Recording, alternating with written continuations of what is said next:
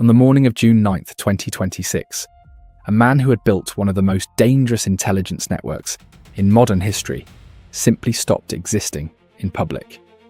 No announcement, no hospital statement, no government denial, not even the usual silence of someone carefully managing their own disappearance. Just nothing. And the institutions most expected to confirm or deny it, on both sides, said nothing at all. Ahmad Vahidi was gone, and no one would say whether he was alive or dead. Before we start, this video is for educational purposes only. Everything shared here is drawn from publicly available reporting, open source intelligence, and the historical record.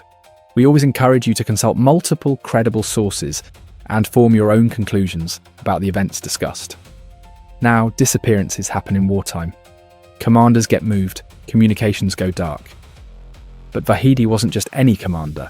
He was the man who built the machine that shaped the Middle East for 4 decades. The architect of the doctrine that allowed Iran to project power from Yemen to Lebanon without ever putting its own flag on a battlefield. The man who survived 30 years on Interpol's most wanted list while continuing to rise through the ranks of one of the world's most powerful military organizations. If he's dead, that changes everything. But if he's alive, hiding somewhere beneath Tehran in a hardened bunker, that might change even more. Because a man like Ahmad Vahidi, operating from the shadows with nothing left to lose, is something different entirely. To understand why, you have to go back to the beginning. Who built the machine? Most people who follow Middle Eastern politics know the name Qasem Soleimani. He was everywhere, photographed on battlefields in Syria and Iraq, celebrated in state media, treated almost like a celebrity of war, the face of Iranian power abroad. But here's what most people don't realize. Soleimani didn't build the machine he commanded. He inherited it. Ahmad Vahidi built it. In the late 1980s, as the Iran-Iraq war was grinding toward its brutal end, a young IRGC officer was handed one of the most consequential assignments in modern Middle Eastern history. Vahidi was appointed one of the founding commanders of the Quds Force, the overseas operations wing of the Revolutionary Guards. At the time, this wasn't a famous organization. It had no legend, no global footprint, no mythology. It was a blank page, and Vahidi was the man given the pen. He spent years building it from nothing. He recruited agents and operatives. He forged personal relationships with militant factions in Lebanon, Iraq, and beyond. He designed what would become the defining doctrine of Iranian foreign policy for the next 4 decades. Never fight your enemies directly. Fund them, arm them, train them, and let local forces do the fighting for you. Use influence instead of soldiers. Use patience instead of brute force. That philosophy didn't just shape the Quds Force, it shaped the entire arc of Iranian strategy. The proxy networks in Lebanon, the militias in Iraq, the Houthi movement in Yemen, the layered architecture of indirect conflict that gave Iran reach far beyond its borders without the political cost of direct military engagement. If Soleimani was the most famous person to ever hold power in that organization, Vahidi was the person who decided what the organization was for. He wrote the rule book. Everyone else just followed it. And his record is not clean. It is stained with blood, including blood spilled far from any battlefield, the bombing that followed him everywhere. On July 18th, 1994, a bomb exploded inside the AMIA Jewish Community Center in Buenos Aires, Argentina. 85 people were killed. Over 300 more were wounded. It was the deadliest anti-Semitic attack in the Western Hemisphere since the end of World War II, a deliberate massacre of civilians in a building where families had gathered. Argentine prosecutors spent years working through the evidence. They traced the operation through a network of contacts, communications intercepts, and intelligence sources across multiple countries. Their conclusion pointed directly at Ahmad Vahidi as one of the men who had approved the attack. Interpol issued a red notice for his arrest. The United States sanctioned him. So did the European Union. So did Canada. He kept getting promoted. For 30 years, Vahidi walked through the world with an international arrest warrant attached to his name and faced essentially 0 real consequences for it. That tells you something important about the world he operated in and about the protection that came with being inside the IRGC's senior leadership. He served as Iran's defense minister from 2009 to 2013. During that period, Iran accelerated its ballistic missile development, expanded its drone manufacturing, and deepened the financial networks flowing to proxy forces across the region. He oversaw programs that would eventually give Iran one of the most significant drone arsenals in the world. Then he became Interior Minister, and that's where the world got its clearest look at who Ahmad Vahidi actually was. The crackdown. In September 2022, Mahsa Amini died in Iranian police custody after being detained for allegedly not wearing her hijab in accordance with the law. What followed was unlike anything Iran had seen in years. Women cut their hair in public, young people burned their headscarves in the streets. The chant that spread through city after city was simple and devastating. Woman, life, freedom. Vahidi's response was methodical. He warned that security forces would deal firmly with those who didn't comply. Thousands were arrested. Tens of thousands were beaten or detained. The crackdown was brutal, calculated, and deeply personal in the way it targeted ordinary people whose only defiance was refusing to accept the terms imposed on their own lives. He ran it with the cold precision of a man who had spent an entire career treating violence as a governing instrument.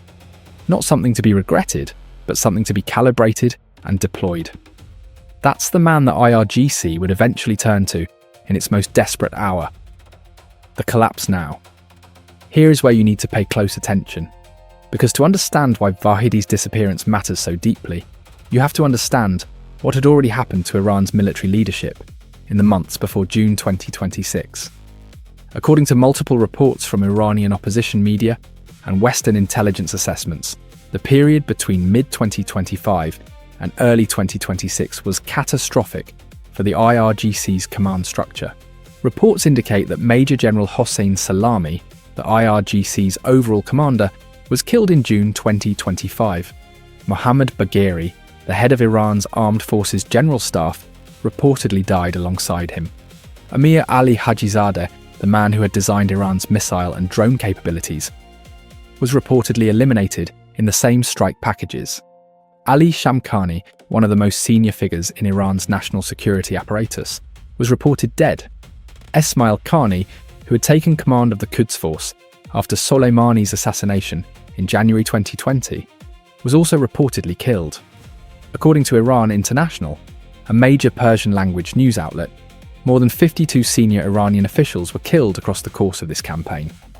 52 people. In a matter of weeks. Think about what that actually means. Not just as a headline, but as a structural reality for an institution. You can replace a title. You can hand someone new rank insignia. What you cannot replace, not quickly, not easily, is the accumulated knowledge inside those people's heads. The intelligence networks cultivated over 30 years. The personal trust built with proxy commanders in Beirut and Sana'a and Baghdad. The institutional memory that told them what worked in 2006, what failed in 2012, what the enemy's red lines actually were. All of that ends when the people who carried it are gone. When Mohammad Pakpour, who had reportedly assumed IRGC command after Salami's death, was also killed in early 2026. Iran's remaining leadership reached into what was left and found Ahmad Vahidi.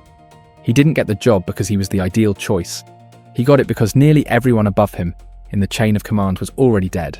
What he inherited, and what he did with it. What Vahidi reportedly found when he took command wasn't an army. It was the wreckage of one, still wearing the uniform. According to US intelligence assessments cited in April 2026 reporting, roughly half of Iran's operational missile launchers remained functional. Half. The rest, built over decades at enormous cost, meant to be the backbone of Iran's deterrence, were gone. The IRGC's aerospace force had lost its commander, and the replacement reportedly came under immediate internal criticism for providing inaccurate data on missile inventories. When the person commanding your missile force doesn't have a reliable count of what's operational, the entire strategic picture breaks down. But here's the part that changed the calculus in ways nobody fully anticipated. Vahidi didn't just try to stabilize the military. According to reporting from the Institute for the Study of War, Vahidi's inner circle began aggressively sidelining civilian government officials, dominating wartime decision-making at every level. When President Masoud Pezeshkian reportedly attempted to appoint a new intelligence minister, Vahidi blocked it. He then pressured the president to name his own preferred candidate as Secretary of the Supreme National Security Council. The civilian government was being steadily reduced to a public-facing communications operation, issuing statements, filing protests, performing governance, while real decisions were made inside IRGC structures. Iran was transforming, not into something new, but into something it had always been moving toward, a military organization wearing the costume of a theocracy. The final statement. On Sunday, June 8, 2026, Ahmad Vahidi made what appears to have been his last confirmed public statement. He issued a direct, explicit threat against Israel. The language was aggressive, the kind IRGC hardliners use when they want to signal they're still standing, that the pressure isn't working, that they haven't broken. Whether it was genuine confidence or the desperate projection of a man watching everything collapse around him, no one outside a very small circle knows. But the Israelis heard it. That evening, Israeli aircraft reportedly appeared over Tehran again. Explosions were reported across multiple districts. And by Monday morning, Ahmad Vahidi was nowhere to be found. Reports began circulating within hours. Iranian opposition channels claimed he'd been killed, that the strikes had targeted an underground command facility. One account, with a documented track record of accurate reporting on IRGC leadership, posted a carefully worded update. According to Iranian sources, the IRGC commander is no longer. The phrasing was chosen deliberately, precise enough to convey the meaning, careful enough to avoid overstating certainty. As of June 9, 2026, not a single official body had confirmed his death. Not the Iranian government, not IRGC state media, not the Israeli Defense Forces, just silence. Across every official channel. Why the silence matters. Here's the thing about that silence, it's not nothing. It's actually one of the most significant data points in this story. When Israel eliminates a senior Iranian commander, and once that fact understood, it confirms it quickly. It confirmed Hajizadeh. It confirmed Pakpor. When the IDF removes someone significant and wants the signal sent, they send it clearly and fast. That's the point. The confirmation is the message. The silence after June 8th broke that pattern. Which raises a second possibility, in some ways more unsettling than death. The IRGC has spent years constructing hardened underground facilities beneath Tehran, built precisely for moments like this. If Vahidi reached one of those facilities before or during the strikes, his status becomes genuinely ambiguous. An ambiguity for a man like Ahmad Vahidi has always been a tool, not a weakness. A dead Vahidi is a solved problem. A Vahidi who is alive in a bunker somewhere, running the IRGC from the shadows, with nothing left to lose, an institutional memory no one else holds. That's a different kind of threat. What it all actually means. Let's take a step back and look at what this leadership collapse means structurally, because the implications go beyond any single name. The IRGC has now reportedly lost multiple consecutive commanders in less than 12 months. Each one was removed before they could fully consolidate authority, repair trust with subordinate commanders, or rebuild the institutional culture the one before them had started to restore.